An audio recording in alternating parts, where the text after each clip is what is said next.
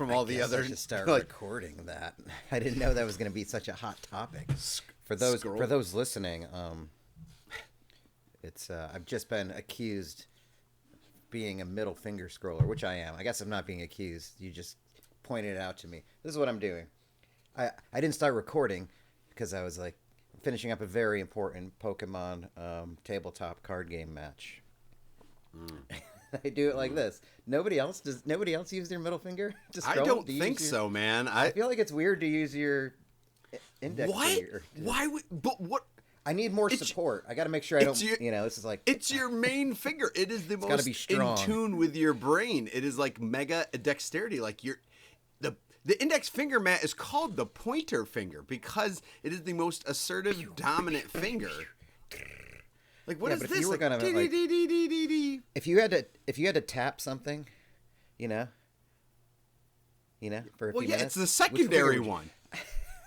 If someone goes like, just tap on the desk like a couple, like at this pace, ba ba ba ba, you would literally do that with your middle finger. Like when you push a button, do you go at the button like with your middle finger out and just go like? You know what? Let's say you're hanging out with a lady and things are going well. And, you're rounding the bases. Come on, man. Do you use your middle finger or do you use your index finger? Oh my God, start the fucking music, you psycho. I don't want to talk about this anymore. You've ruined the finger. It's solid logic.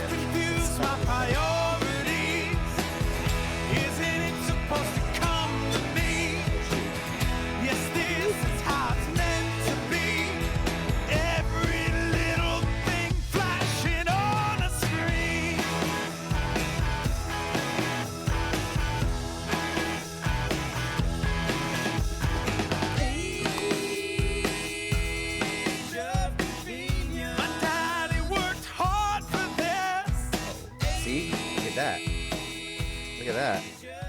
You can't do that with your index fingers. I mean, you can. Can't do a... No, what? Never mind. Yeah, right. It still works. It's barely. Oh, shit. Everything's falling over. Good. I used my index finger one time, and everything's ruined. Think I can passively finish this Pokemon tabletop card game? No. As we're talking. But we'll try. Discuss amongst yourselves. Hey, audience, get involved with Jeff. Sorry, I also want to say apologies. Apparently, the YouTube video did not go out on Wednesday morning as I had intended, and it was stuck in drafts. Don't know how that happened. I guess our phones were blowing up. We need better, Customer service need better quality control. Customer service was very overwhelmed. We're really sorry. Yeah, I can't tell if it's a bummer that nobody was like, "Hey, where's that YouTube video that I always watch on Wednesday mornings?" Ready? Right. Nobody was. Yeah. Our international fan base normally gets it on Friday afternoons, but we were able to get it out on the international base fast enough. They were not affected. That's just it's tough to. Did you struggle this week with the? I'll just get out of this. This is dumb. With what? A full I'm week. Barely present. I'm not even present. No, you're not. You're not. You're having a hard time. All right, I'm here. Here I am. Hello. Like coming back on Monday, so we recorded Monday night. It was just a lot. It was a real swell weekend, and then going into work, I just had no idea what day it was. It was like one of those weeks, and it kept going. And I was like, I need a break. I need a break from this vacation. Life's hard. No, that's the thing with the longer the vacation, the more out of tune you feel when you go back to work, and the more it takes you to get back into that flow for sure. My schedule works in like blocks of different weeks. So basically, I guess to put it in a simple form, there are 5 different types of Mondays I could have that I might, they're not, it's not like a 5-week run. There's just 5 different types of Mondays. And what I mean by that is that depending on where I'm resourced for my job, each resourcing week has a different expectation for what goes down on Monday. So it's all right, I'm in Monday of this program, I don't week know what 3. any of this shit is, and You're I'm not fucking scared. You're not supposed to. But there are some low volume and low expectation Mondays, and there are some that are not. And with the holiday and stuff, it jostled stuff up. Needless to say, after this long weekend, unfortunately, I came back to one of the most demanding Mondays.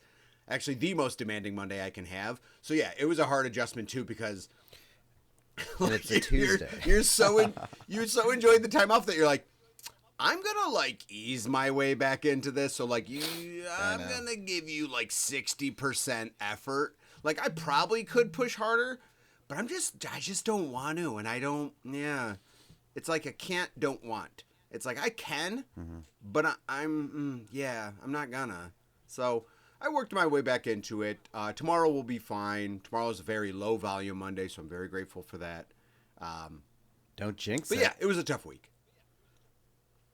What's that? I guess I said don't jinx it. I say that now, and I sort of mean it in my job is don't jinx it because I'll say Yeah, like your job is wild. no Wednesday should be fine, and people are like don't jinx it, and I'm like I did do that. Like one Friday, I literally jinxed it because anything can happen at any moment. Like no matter what plans I have, and that was like this like shit can just blow up, and all of a sudden I have to come in at night, or I have to stay longer. I have to like all of a sudden I'm doing an investigation or something like that. Something wild, and this week wasn't so. My co-advocate and we were ships passing in the night. So as I was coming back from my vacation, she was going on hers. So Okay. it was like a lot in terms of like catching up with notes and emails, and then trying to figure out stuff for myself in a way through the notes and the emails. Because I don't know, I want to do my best to not like get that person out of their vacation mode. Because she, Sure. works very hard and she needs a vacation. But I'm still fairly new to the role, so once in a while I'll have a question. But I think I did a decent job of not annoying her this week, so kudos to me and kudos to her on her vacation. But it was like, the job really is better when there's two people doing it versus one. And so this week, it was the same, like Tuesday going, there was nothing like crazy huge. Although my kind of barometer for what's crazy now has shifted. So now so this week I was like, it was just a lot of like small to medium things to do at work, but it still involved me on Friday being there till like 6:30 or and I had to go in this morning for something, but that's part of it. And then this morning I was like, I need a vacation. Again, I was like, fuck, after this week I'm actually really looking forward to going in tomorrow and having my partner in crime there, because it's like you really need, especially in this role. In HR, it's nice. I don't know how people do it alone. And the way Wegmans does it is a little bit different in terms of our role. It's not just like HR and the paperwork, but we do other things as well. But you really need somebody else to talk to and just to bounce it off of and to be like, guess what just happened to me? Or you're never going to guess this. Or you're never going to guess who did this. And then they're like, and then they do guess because they know and exactly what's going on. But you're like, good. I need that affirmation in my work and my life because it's better than doing it alone, which is how I spent this week, and then came to the conclusion that, again, I need another vacation. But I want to do a staycation, and I haven't done one of those in a minute. That's what I thought this morning when I came back from my Sunday morning quick work meeting. I was like, the summer's coming. I haven't done like a vacation of just sitting at home and doing nothing in a long time. And I could use that. I just want to go kayaking, fishing, golfing, whatever, anything like that. And, not have anybody there to say you can't. I don't know who would say that. I don't know where I'm going with this, but a staycation. Thoughts on a staycation, I guess. Yeah, I'm very bad at staycations. Never do them. My theory was always like you take time off to go somewhere or do something. So, yeah, I've never been good at that. I think it's even less desirable now because I work from home, and so like it's okay. like I have right. to go somewhere. So like I can't fathom being like why am I choosing to sit at home when I have time off? So I think that it does bring a very different dynamic. Although I was never one for taking time off unless I was doing something. Except like since I've been full time. So since like 2010, I've never taken days off just to be off. But I can absolutely appreciate the concept of being like, no, I want to be comfortable in my home. Like, I mean, because of who I am as an anxious person, like, I'm always cognitive of the time because I'm always counting down. So, like, it's like, even in the evening, you're like, I should be in bed by this, so I have finite amount of hours. So am I spending these hours correctly? Like, that's just how my brain works. And it's like, if I were to take a week off of being at home, you can do your best to like eliminate that for most of that stay, of being like, it literally doesn't matter. Like, I don't care. Like, I don't care when I go to bed. I don't care when I wake up. I will go fishing when I want to go fishing, and I will stop fishing when I want to stop fishing. Like, that's a pretty incredible feeling when you're not up against a clock. And even on weekends, generally you're going to feel like you're up against a clock, certainly on Sunday, but even on Saturday, I think there's a sense of that.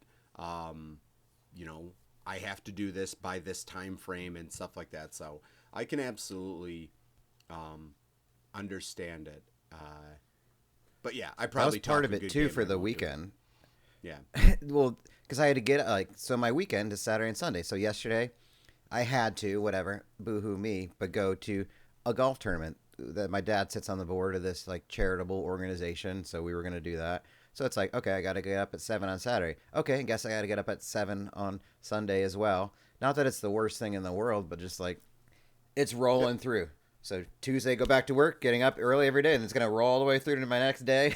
Just like, I want to get up whenever I want. I just want to like not have to like wake up to an alarm for like one day. That would be delightful. At least in a stretch. So now I haven't had that. And I think also for like, if I took a week, like a staycation, I would definitely do it, like blocked it off like from Saturday all the way through to the next Sunday. So it would functionally be 9 days, and it would be like, you know, proper. And I would consider camping, you know, hanging with fam, like going fishing. I would also consider not just being here every day, but like getting the kayak and getting an Airbnb. There's like this little lake to the west, about an hour 20, called Canada. Now you're not staycationing. I guess, but I'm not. I guess I don't think about it as like I could do it any day that week too, or I could pick it a couple days. But I mean, it's like it would be part of it. Yeah. So maybe I didn't explain it the same way, but just go for a good Airbnb for a couple nights, because that lake only allows like kayaks and canoes on it. There's no motorboats, and they have like some fun fish you could go catch. So that would be part of it too. But it would just be centered around still being in central New York, but just the freedom of it. And so I'm gonna do it. I don't know when. Okay. I'm already looking at like August maybe.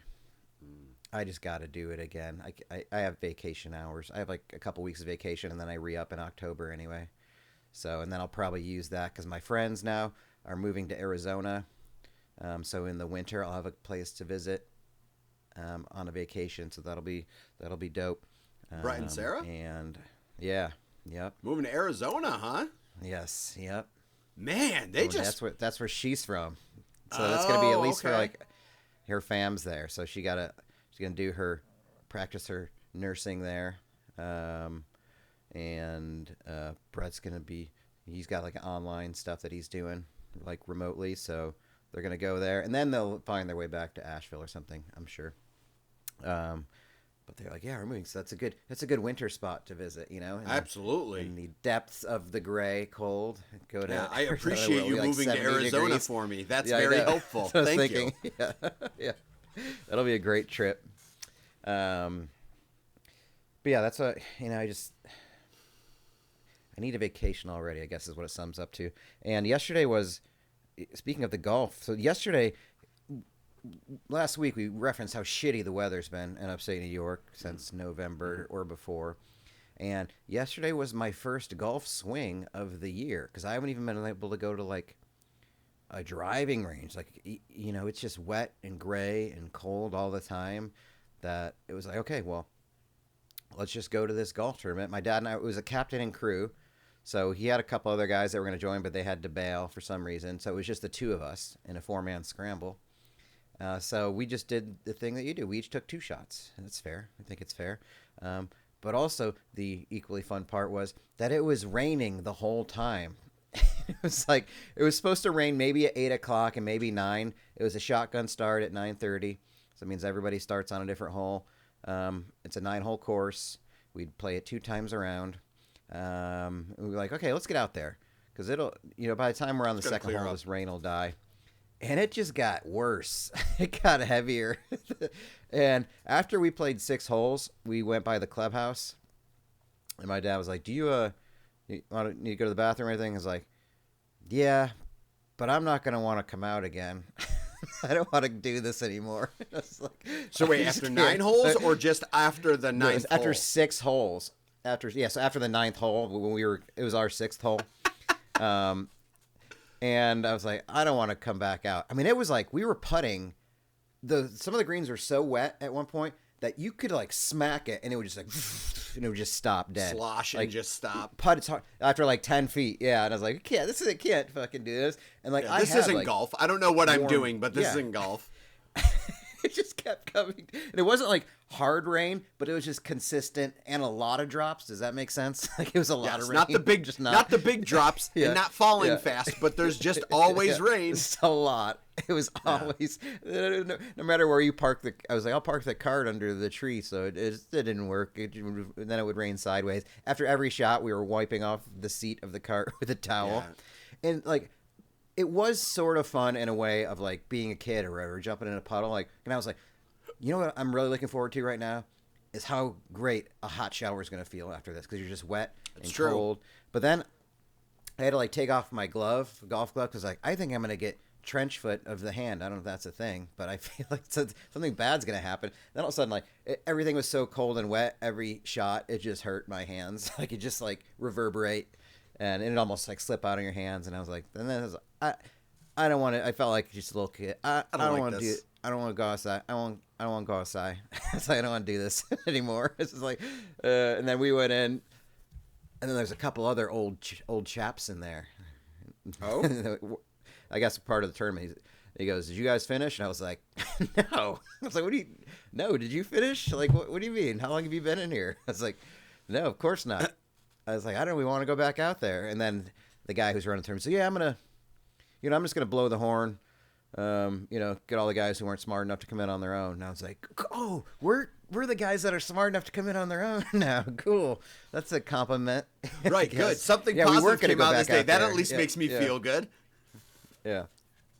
So it's fun in a way, but then we had dinner. They had like a little lunch, like chicken and pulled pork, but then I'm just sitting there in wet pants and a wet shirt. And I was just, I gotta go through all the raffles, 50-50s and all that to finish that out and eat food. And then, so the streak is alive. Ultimate. The streak is alive and well in Central New York wetness weekends. Mm-hmm. Streak is alive and well, folks. We're going to keep this. We're going to keep this going. We're going to see if every episode the streak stays alive. Yeah, who could have planned it? Who would have thought that it would rain down on Saturday? I mean, just unreal. A streak Joe DiMaggio and The Undertaker would be jealous of for sure. And even like when you looked at the hourly, it was like, oh, from 8 to 9, then it'll be done. And then before we go out there, I was looking at the radar, and I was like, I don't know, this looks bad. It looks like it's gonna keep going. And actually, this color is different. It's not green now. It's like orange yellow and red. Yep. Oh boy, that's not good. This is gonna get worse. This is gonna get worse. We'll just give it. We'll get out there. I was like, okay. The good thing is, solid move by the course owner. Gave us all rain checks, and now I know. That's where that comes from. The term rain checks, because the rain. Oh, literally golfing. Specifically golf. Yeah, I don't know. That's a good question, but it would make sense, like a rain check, because it was raining, and they literally gave us a rain check to come back and play for free another day. See, and you learned something too. Yeah, another thing for the staycation. You know, you had mentioned earlier the concept of jinxing the easy day and the jinx concept in general. I wanted to touch on. So obviously jinx are very associated with sports, and in a small texting group chat that I have with some of my buddies of mine that are Yankees fans, we were talking about the upcoming series with the Dodgers that is wrapping up this weekend, and Bob had mentioned our best pitcher was pitching on Friday night to start the series, and why does he feel like this is going to be just the start of a big disappointment? And then he goes, and I probably just jinxed it. Well, needless to say, the Yankees did lose that game, and then yesterday, on Saturday, the Phillies played, and so being the local team and the Phillies being very good, monitoring their game, and the Phillies got destroyed by the Milwaukee Brewers. And at one point they were losing 17-2. And the Phillies had the best record in the National League. And I texted the group and I go, well, if you think Fried had a bad day yesterday, I'm like, the Phillies, I believe I used the word sodomized, are getting sodomized by the Milwaukee Brewers 17-2 right now. And their starter got lambasted. He's one of the best starters in the National League and got lambasted for 12 runs. I'm like, so, misery loves company. Well, then the Yankees played the Dodgers last night, and the Yankees lost to the Dodgers 18-2. And I'm like, we have to stop talking about this. Like, it is just a jinx clusterfuck going on. And I want to know, what goes through your head? Now, I'm not talking about the validity per se of jinx, but what goes through your head when you talk about jinxing? Does your brain gravitate towards I really shouldn't say this because is there an element where you don't talk about things possibly happening because you're I don't want to jinx it? Does that go through your head in any context, and to what severity? Well, recently with the new gig, I do start to believe in it more, the idea of saying something and not jinxing it. But I, especially in sports, growing up, even in, when I played hockey, I kind of, and maybe it's a goalie thing too, maybe pitchers are the same way, where when you're the one person that plays the position for the game, you maybe there's something weird that gets in your head about maybe superstitious. I don't know if that's a better word for it, but you do kind of the same thing. And if you don't, you wonder if it's going to fuck you up a little bit. So before every game, I would always the last song I would listen to on my headphones or something would be One by Metallica, because that would pump me up, at least going into the, whatever's playing in the locker room, but at least going to the rink or whatever. If we were on the bus going to an away game, that'd be the last song I would listen to. And then in warm-ups, I put my equipment on the same order, or in warm-ups, I have the same, I'd hit the post a certain way and hit my pads a certain way and all that shit. And I felt like I needed that to perform well. And based on that, you would think that I was undefeated with a bunch of shutouts, and because how could I stray from that? But that is not the case, So why did I feel the need to keep doing that? I don't know, but it's still the same, even for my buddy Jordan and I, when Bruins playoffs games or something, we'll talk which jersey are you wearing, or no, today I'm gonna wear this T-shirt and then this jersey over it, and then if they win, then it's and then I have to switch it, or so there's still. I don't believe that it's real, but I just need to have some sense of control over it. Maybe that's part of it. You gotta feel like you have some sense of control over the universe, even though you don't, and maybe that's too scary to know that. So then you feel like you need to exercise some sort of free will or control over it. And is that part of it? I don't know. Yeah, I think there's. You're right. There's jinx, there's superstition, and there's habit. And to be honest with you, I think sometimes we have a hard time understanding what our brain's doing and why we're doing it. Especially you say, putting your pads on in a certain way. Right? Is this superstition or habit? Because habit isn't superstition. It's just reflexive. That's the order of operations your brain. You might be doing that as the order of operations because that's what is the least amount of brain power needed to do the thing. You would build a habit so that you can just kind of go on autopilot and think about the game and stuff like that. But yeah, I don't know that I don't care about jinxing, but I absolutely call people out on jinxing things. And in hindsight, I'll mention it just to kind of I think it's to put humor into an unlikable outcome, right? Yes. So I think Sure, that's yeah. what it is. I think that's why I do it. It's like a humor-based coping mechanism. Weird. I use humor to cope with something. That's new. But I think that's why I call out jinxes after the fact. I don't worry when someone mentions something before. Yeah. But I always mention it afterwards. And in work and stuff, we definitely talk about that. Like you say, I have teammates that I have to work with. On a given week, I'm working with usually the same group of people for at least that week. And we'll be like, oh, watch probably for this who's going to be the person that always says this or something. When you're like, oh, you jinxed it, man. Like we're gonna have 3 of those people, and it is always kind of a sense. But maybe that's like, I don't know. I wonder where jinxing came up, and why that became a thing, because it's still so prominent. And Should we do a deep dive? It's a very odd thing, because when you think about what are you insinuating a jinx is? Is that on the same wavelength of believing in religion and the cosmos and like you said, universe control and free will having magical powers to it? What is the concept of a jinx, and why do we hold on to such a thing? And I'm the same. I usually use it afterward. Like if I would text my coworker on a Friday and she's not there that day, and I'm like, it's going all right today. I think pretty chill day. And then she's like, don't jinx it. And then later, after I have completely jinxed it, I will text and say, I jinxed it. LOLO, cry face, cry face, LOLO, one of those kinds of things. And it's fun. It's a fun moment to have when you realize that you did in fact jinx. And this is fun for me. So the term jinx originates from the wryneck bird, known in ancient times for its association with witchcraft and divination. Oh, boy. The bird's Latin name, Yinx, was later used in English as jinx to describe a charm or a spell.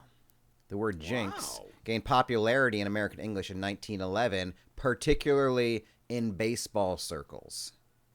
Wow! Whoa. So it literally stems from baseball and then worked its way into pop culture. Wow.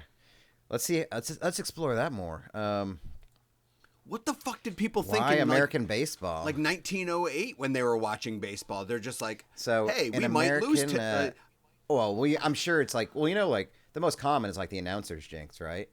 That's in all Correct. sports. Somebody says in hockey, it's he's 8 minutes away from his 3rd shutout of the year, and then you're like, why would you even? Most fans will say, most fans will say you Joe Bucked it for our generation. We literally point the blame at Joe Buck, one specific announcer, play-by-play guy. So, but yes, you're right. Announcer jinxes are probably the most prominent for sports fans. So in American baseball, a jinx refers to a superstitious belief that negative things happen to players or teams due to actions or events. This belief is often associated with specific rituals, like talking about a no-hitter or wearing a particular outfit. A common jinx is the idea that discussing a no-hitter during a game will cause it to be broken. That is true, yeah. Or championship jinx. Some believe that prematurely celebrating or talking about a championship victory can lead to a team losing, of course. Yeah. Fans and players often try to exert some control over outcomes through rituals and superstitious beliefs, as luck is often unpredictable in baseball. Yeah, of course. Jinx beliefs can become part of a team's culture and are often passed down through generations of players. Also true. Amazing. They're always jinxes until they're not. Wow. So it really is a baseball thing. So you were right. That's good. That Good. and witchcraft. Right. That baseball. I wonder where it came up. Well, what? Didn't you? Well, how did it come up? Let's see. Saying jinx. When two people say something at the same time. Oh. Where did Jinx, that you come owe up? me a Coke. Yeah. Again, I don't understand why it's Coca-Cola got in on that. But good for them. Yes, the phrase break the jinx is commonly used when two people say the same word or phrase at the same time. The person who shouts jinx first is considered to have jinxed the other person. Sure. Okay. Thanks, Google AI. Yeah. I know. But where did it come from? Yeah. Jinx. Oh, it's called Jinx the game. Jinx is a game. Typically a schoolyard or children's game. Wow, are there really no references to how this started? There are different variations. On what is correct. A report in 1973 described that the loser should remain silent until they are freed by the winner. That's referenced in the Office episode. I think we've seen that. Yep. In another, the winner says, Jinx, buy me a soda. Or pinch Coke. Wait, pinch poke. Pinch poke, you owe me a Coke. Oh, first and the rhymes. loser must But comply. what the fuck is pinch? Do you pinch them, poke them, and then say, "Oh, that game's annoying"? There's no wow. This is wild. Wikipedia has no origin of this. How do we all know this? Is that one of the things that we all know, but nobody knows where it came from? Ah, crap! That's crazy. We've just unlocked more questions. Oh no! All right. Well, I don't like that at all. We just all do it. That's scary.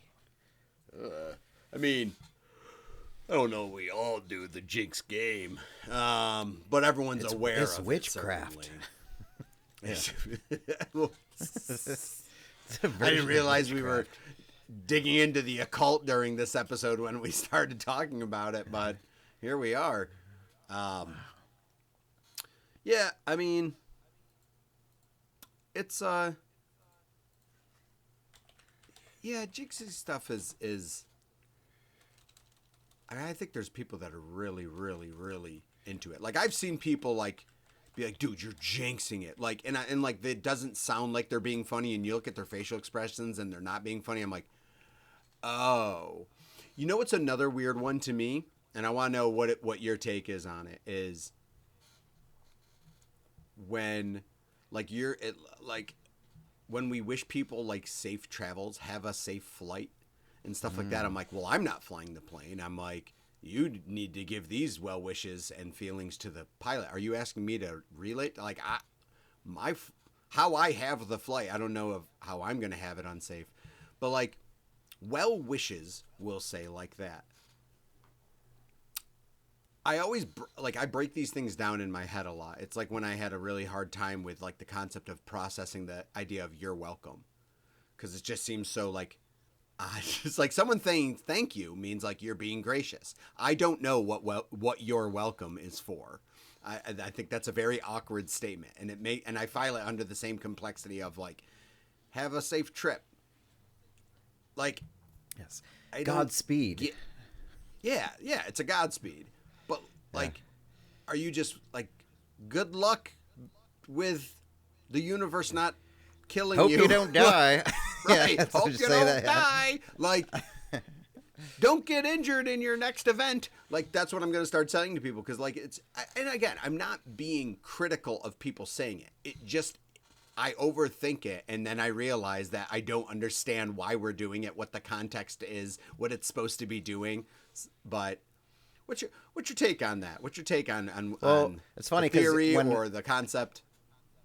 I think it was when I was going to, or coming from, but I sent the group a text message because I was downloading stuff. It must have been before, downloading stuff from Netflix onto my phone so I could access it in airplane mode. And then I, slipping through, and then Lost was there. So I was like, oh, this would be funny to say, if I watched the pilot of Lost on the airplane. So I sent it to, but for a second I was like, should I send this? Because it's just a goof. I was like, I'm going to send this and say, I downloaded the Lost to watch. This is, I was like, what if I do die in a plane crash after sending this message? Is it funny? Or is it or am I literally jinxing us? Am I leaving these guys with a great joke and coincidence joke at the end of it? Because obviously, I know it has no bearing on anything for it, and that's why I sent it. But still, there's that one party that's like, if it was going to happen, this would be part of it. This would be a big part of it. Right. And I would just have to, as we were going down on the plane, I would have to show everybody and be like, I'm so sorry. You know what? I think we'll figure it out when we meet the others. When we get down there, it'll be okay. We're going to be okay. We're definitely going to be alive for at least 6 seasons. Don't worry, or we won't be in the end. I was just gonna say, like, guys, the good news is this isn't about a bunch of people dying, and that's the end of it. We're gonna have a wild adventure together as soon as this plane crashes. Yeah. You're gonna wake up to a dog licking your face. It's gonna be fine. Yep. It's gonna be don't everything's worry. fine. If you're not familiar with the show, I'll walk you through it. Yeah, I guess. Yeah, you don't have to say anything. But like, where's the like? Do you know even where does break a leg? Or where does that come from? We're just really learning. That's today. theater specifically, isn't it? Yeah, and that's like a performance type thing. Yeah. Yeah, it's used now for good luck for stuff. Is it the concept of a reverse jinx? Like reverse jinx? Ooh. I wonder if that's the theory behind break a leg, is like you're purposely saying a bad thing to ensure it doesn't happen because you're jinxing a bad thing. If it really brings us back to Jinx, it's going to be God damn it. Everything comes back to Jinxes. There is an anecdotal evidence of this expression from theatrical memoirs and personal letters in the 1920s. There's an Irish nationalist published an article called A Defense of Superstition. Okay. Wow. The stage is perhaps the most superstitious institution in England, after the race course, of course. Naturally. The latter is so superstitious to wish a man luck when on his way to a race meeting. That's a funny phrase. I don't think those are allowed in the South anymore. Is considered unlucky. Instead of saying good luck, you should say something insulting, such as, may you break your leg. Wow. So they would say, like, because good luck would be like too super, like you don't want to. Yeah, so it is basically reverse jinx. It's a reverse jinx. Wow. And there you go. No kidding. Wow. The performer bowing, the term. Yeah. So I'm doing this wrong. I need to start wishing people poor travels. I know. Yeah. Hope you die out there. Hope there's a crying baby and you shit your pants. Yeah. Car accidents are in your near future. Good luck on your drive. You'd process that well, right, Matt? You'd handle that well. Hey, man, it's looking pretty snowy out there. Hope you crash. Thanks. Yeah. So, like, does it make people focus? I wonder. Yeah, it's interesting. Yeah, does it make people focus more? It's like, oh, I could. I better do better. I better not break my leg. Yeah. I'll be. Wow. Yeah. So that's all right. So poor travels. Hope somebody stands up at the wedding and says this wedding should not happen. They have a reason for it. Yeah. So that's replacing congratulations on someone's wedding day. Yeah. That we're gonna start replacing that. Okay. People are gonna think your dad's you're just walking an asshole. Down the aisle, he feels you up.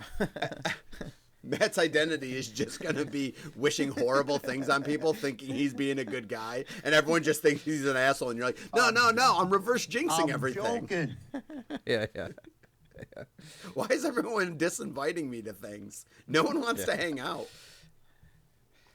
All right, well, that's a risk you got to take to be a trendsetter. We're hope you don't invite me to the your game, next gathering. Matt. We're changing that game, too. Changing all the games? Every episode, we're changing a game. This is the way.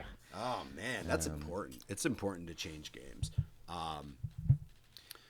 So, last night, I think I've talked about this before. Last night, I had my first board game night in a while. Ooh. So, that's fun. How long did you read the rules? Well, what's nice is that we played 2 different games. One was called Dungeon Mayhem, I believe. Dungeon Mayhem. Great game. Probably going to buy that one. It's like a little battle game with cards. Very simple. Learned it in 5 minutes. Learn it as you go. Pretty simple directions, and you can play a game. I'd say a game takes anywhere between 20 and 30 minutes. So really easy pickup game to play.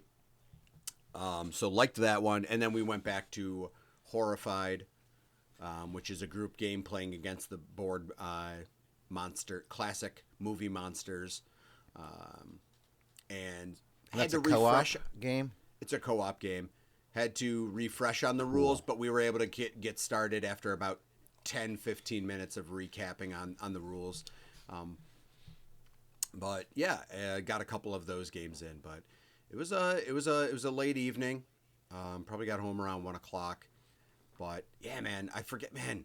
Some just board games are fun. You just have to find other dorks to play because I think a lot of people don't like those types of board games. Like when you want but then again, I don't know what people are playing on. Like when people, because it seems like game nights have come back. Like it's okay to say you like having game nights. We'll say in 2025, an adult can say they like having game night. But I don't know the games people are playing. Yes, you can say that and not be judged socially in most cases. But when people say they're having a game night, what are they playing? And do I think I'm better than what game they're playing? Do I judge them for playing more simple games? And I'm like, that's you know what they're playing, and you know that you think that you are better. Hey, Jeff. That you because definitely think that because they're playing Cards Against Humanity, and I'm like, really, we're doing that? You do think that? Yep. Because Cards Against Humanity literally sounds like it's written by 12-year-olds because it's like, your booby farts are all over your pee-pee. This is great. Like, it's so vulgar that it's just complete nonsense. Like cum shot? Exactly, Matt. Like that. It's so vulgar that, like, it loses its value with me. I'm not a fan. I was a fan of it when it first came out because I'm like, oh, there's a board game that's vulgar. But now I realize that I'm like, that was more of a and now I don't need that.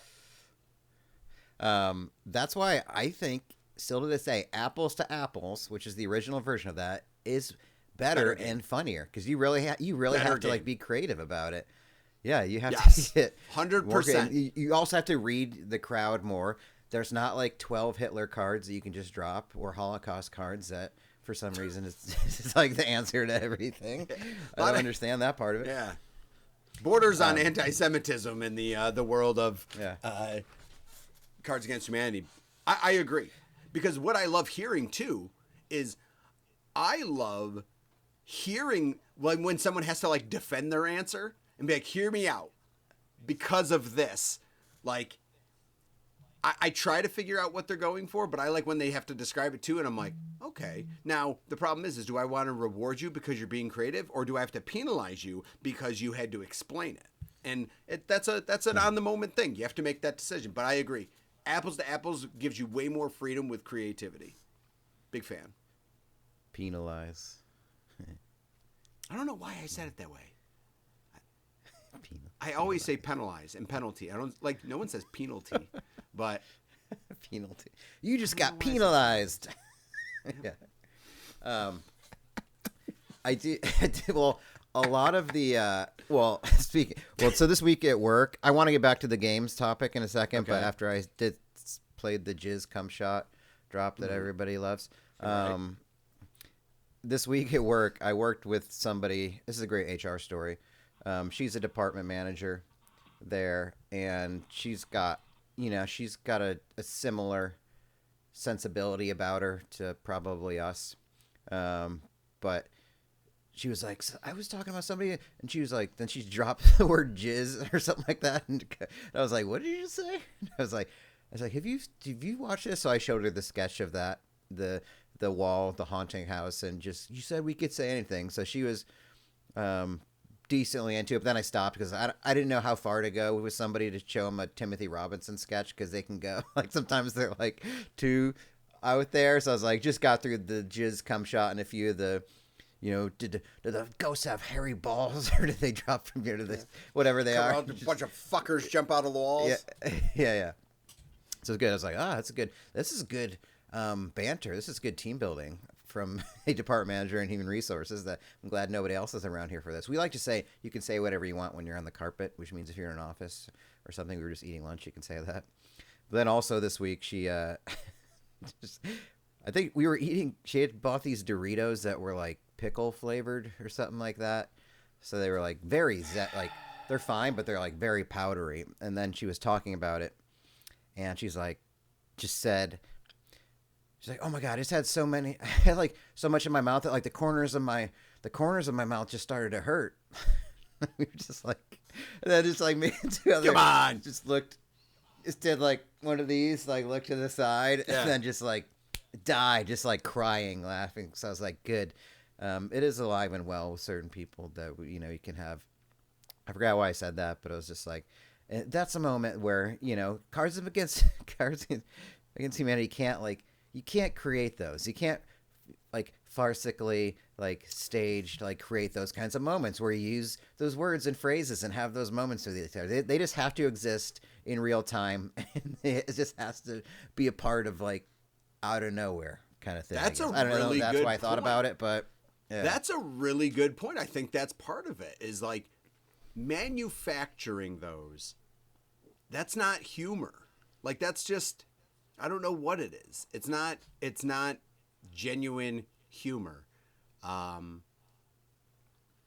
think it's weird too with Cards Against Humanity because if you're in a circle of people that want to play that and like you either don't know people that well or just like you don't think of them when you think of that humor because you're like, I've never heard you talk in this vulgarity. It feels weird watching them play because you're like, this isn't what you talk like. So like it's weird to me playing that game with some people, even people that I know well. Like obviously it's weird playing with people you don't know well because you don't know what kind of humor they like.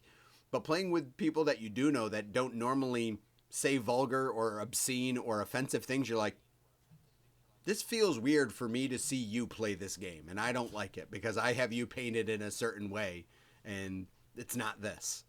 Whereas apples to apples, people who are weird can be weird, and people who aren't weird don't have to be weird. And that's more indicative of people's personalities and such. So, yeah. I think a lot of games too, like even board games, are now online too and digital. So that's probably what makes it so difficult. Like I almost wish there was. I know there's places where you can go play games like tabletop, like card shops or certain things, but it's always like Magic, or Pokemon, or like one of those like Yu-Gi, like one of the very like definitive, like tabletop games, right. Or like Dungeons and Dragons, something like that, kind of thing. Like I almost wish there was a spot where you could go. We talked about it with some like the breweries and shit where they have like a bunch of games and you just go there and you sit at a table, or I don't know, maybe you throw it up on the schedule. Like maybe you sign up for this spot and they have like whatever, say, oh, I want to play like King of Tokyo or Code Names. Let's get like 5 people together to play Code Names, or let's play one of these other co-op like Forbidden Sky, Forbidden Island, like one of those deals that I got over here, or just some other game that's not like overly complex where you have to continue it for multiple days, but then you could sign up because that's why it's so easy now to do it digitally. Like that's why I played Baldur's Gate, because it's D&D that you could just play by yourself.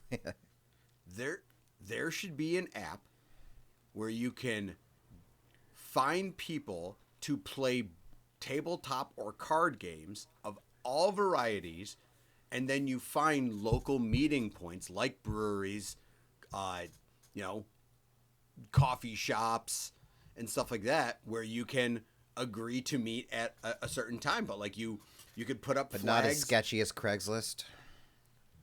I mean, who's downloading this app that's not a complete fucking dork? Like, come on.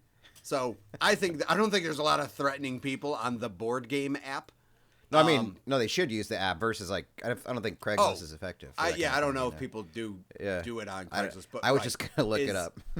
Like, yeah, to do that, I think that would be an app. You could do that.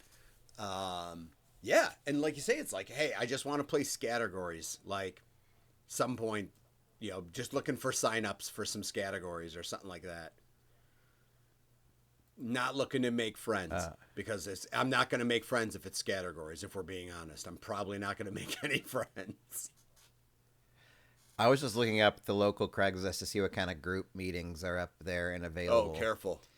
There is one. So there is one for free juggling lessons. Jugglers meetings every Monday.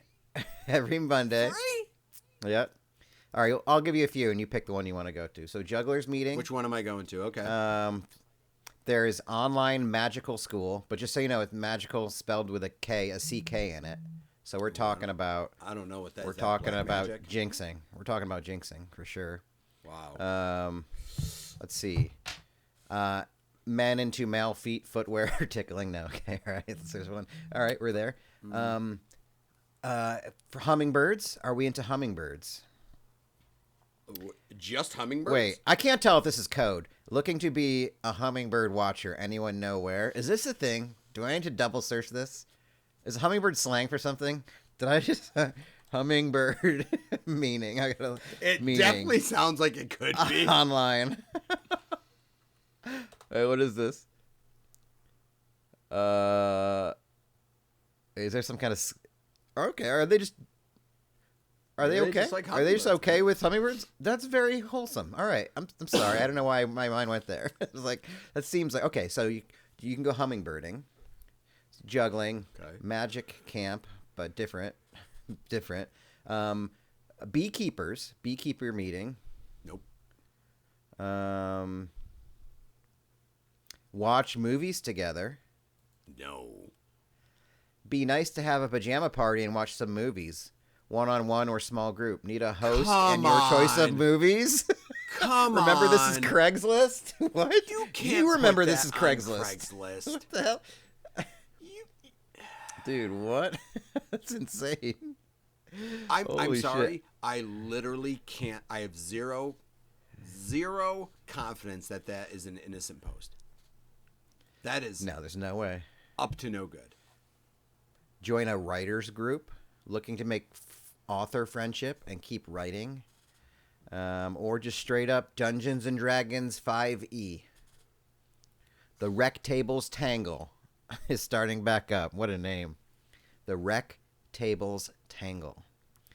I have 32 years of D&D experience in-game and have been taking my role as a DM for the last 5 years, seeking 3 to 5 new members. I have 4 myself already if I play as an NPC guide. Or what? Okay. Whatever. Okay. Wow. So it's kind of like the same. I guess this is what you'd expect. But nobody, so no other poker players want it. There you go. I found one for you. We're looking for senior poker players to join our tournament style Texas Hold'em game. Twice a week, sometimes 3 times. Wow, what a commitment. Pool of players. It is a gender neutral group, although most of the players are male, of course. Of course they are. Yeah. Our players are between 55 and 80. Wow. So that is truly senior. I don't know what they meant by that. But is that a requirement? Because I would roll with a bunch of old people playing poker in a heartbeat. Yeah. That's probably what you would do. I have old person charisma. Old people like me. I can tone it down. They do, yeah. Bit. Yeah. You can say like, I never guess who I saw from my porch today. And you'd be like, yeah, just one of those kinds of things. Yeah. Just start making up, just observe for one game and then come back the next game and be like, understand exactly what they love to hear and talk about. See, that's the problem, is I could play them like a fiddle. Because just give me one game to observe, and then I'll come back with exactly the topics they want to talk about. Yeah. So that I can start saying, Eugene knows what I'm talking about. And everyone else is like, oh, Eugene would know that. No, I do. I think, Trump's really trying real hard to figure it out, but he keeps getting this opposition. Nobody, he's just, he knows what he's doing. He knows what he's doing, and it's just nobody gives him a chance. And finally, here's a title called Female Wanted. Good start. I'm a 71 old white male looking for a woman to meet for dinners, bowling, traveling, walking, and playing cards. Bowling was second. That's actually. This guy likes bowling. That might be legit. I wish he didn't phrase it. He needs help with his marketing, I think. Well, I think he's probably not in tune with, the fact that that post got up. A 70-year-old person is posting on Craigslist. Good for him. Mm-hmm. And whoever's now, did he look for an age, or is he just throwing it out there? Actually, he did say close to his age is welcome, or what he wants. Okay, so that's actually now when really, you're 71, what really do you think close to your age means? Yeah, anything 21 and over. Yeah, it's in the scope of time. Yeah, I don't know. Is that what do you think? A decade?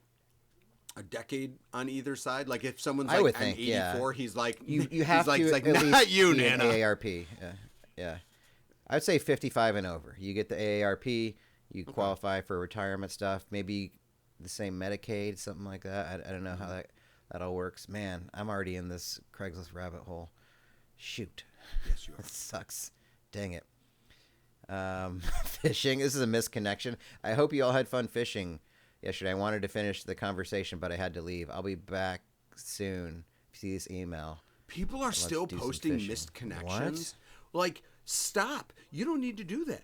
Just like misconnection doesn't make sense because the theory is that someone's wondering if someone else is wondering about them. And it's weird when it's like people that didn't even interact. It was like, I saw you buying ice cream yesterday and I wanted to say hi but didn't get the chance. It is. Are you Oh insinuating my that the God. person buying ice cream yesterday was like, I wonder if someone was looking at me buying ice cream and I should check misconnections to see?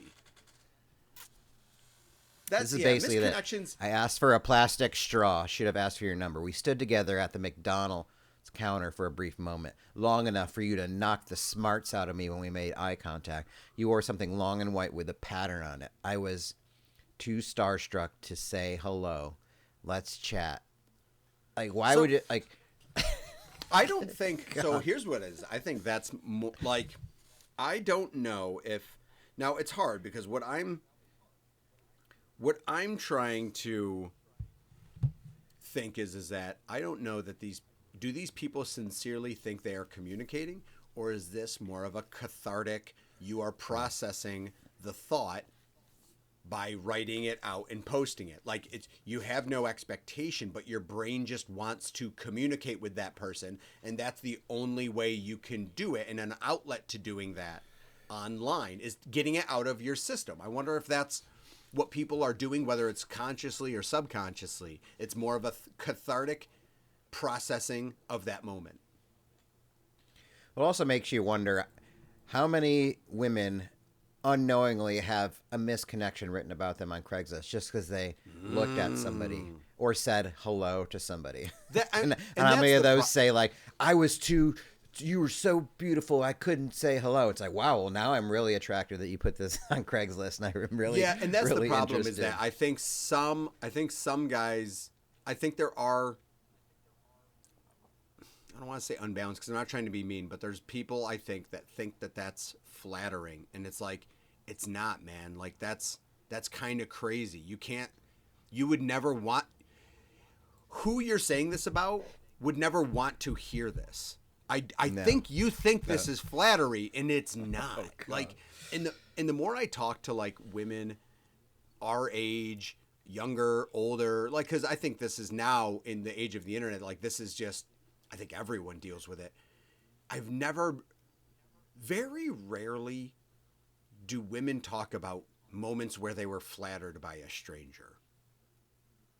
It is more you find out that it's like women generally, I think, feel most discomfort. I see what you're saying. Yes. With anything that comes from a stranger, because it's just always like, oh, I'm going to tell her that she has such amazing skin.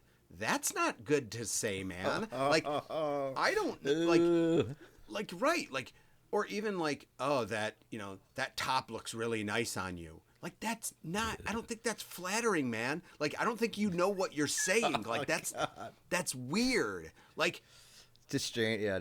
I don't know. Even like people yeah. Yeah.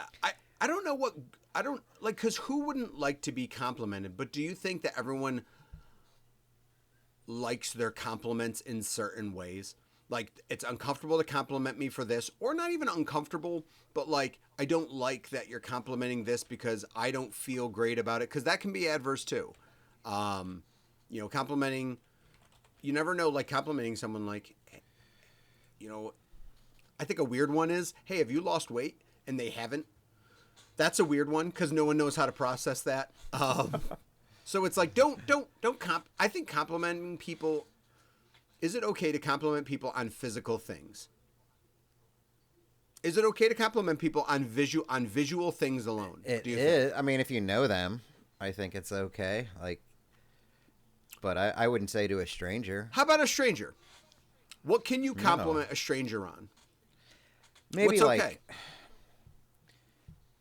an outfit, maybe in a way, like, oh, that's cool. Where'd you get that? Like, maybe, but it's got to be in the context of like, I feel like you can't be like, your butt where you poop from looks good the way those pants are, and I like it. Okay, on the opposite gender, on the opposite gender, right? Because on a guy, listen, one thing I have gotten totally comfortable with is fucking exclaiming and frontally telling someone I like their t-shirt.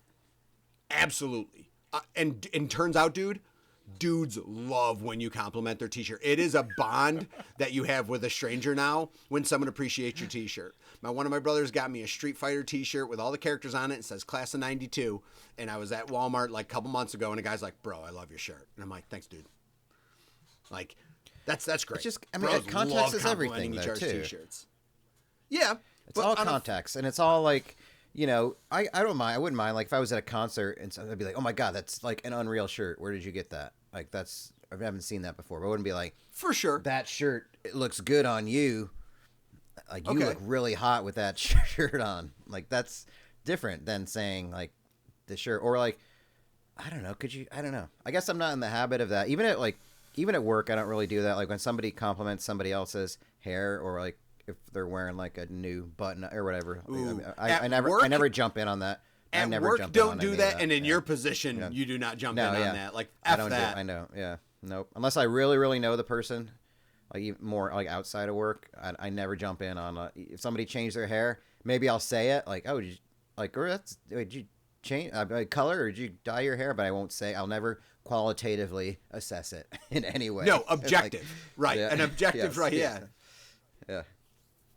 Because you don't even want to say this looks different, because that sounds so objective that they're going to wonder whether or not that's a positive or negative, and that's also a thing you don't want to give them. But I mean, I guess if you're just straight up hitting on somebody in public, that matters too. The context, like if you want to say like that whatever statement you're going to make about somebody, it would have to be I don't know whether it's in a bar, dance club, a show, but if you shoot your shot.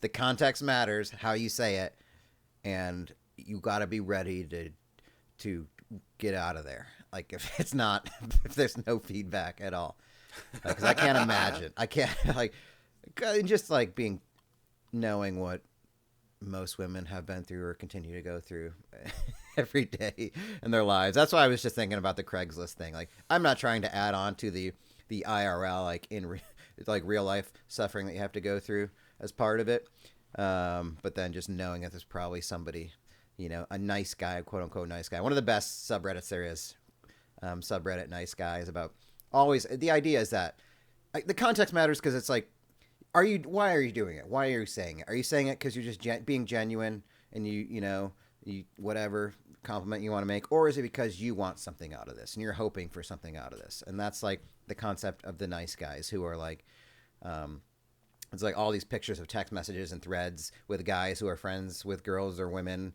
for years, and then all of a sudden they break up with their boyfriend, and he's like, the nice guy's like, well, maybe we can go out sometime. And they're like, no, we're just friends. Like, you fucking bitch, you're a cunt. I put all this time into you, like this relationship. Now you won't give me a chance. You're just a slut. It's like, holy shit. Yeah, it is. So it's like that because kind then of you thing. think like, because then I assume that the woman thinks about is like, oh my God, like all of these positive things I used to think about you, literally you had an agenda. Like this was all a long con, slow build of like earning points. Like, yeah, it is crazy when you think about it, because it's like, that sucks. Like, that sucks. That sucks. To be the woman that has to deal with that. Like that's fucking terrible. Because you can't even.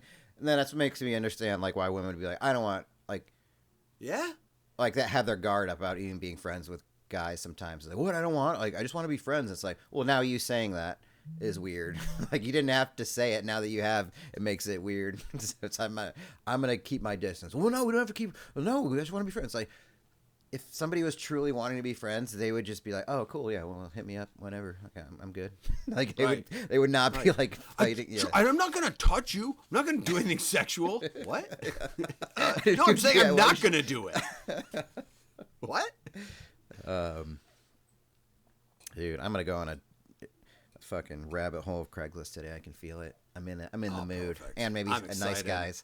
I'm going down Craigslist and I'm nice. I haven't done that in excited a for while. I forget because it's like you just want to feel a little bit better about yourself, in Yeah. the scope of the world. Just be like, cool. I'm not that person. I'm sad for society, but I feel a little bit better about myself. Yeah. Well, that's, So yeah, that's we'll sketchy. have our way with the day. Yeah. All right.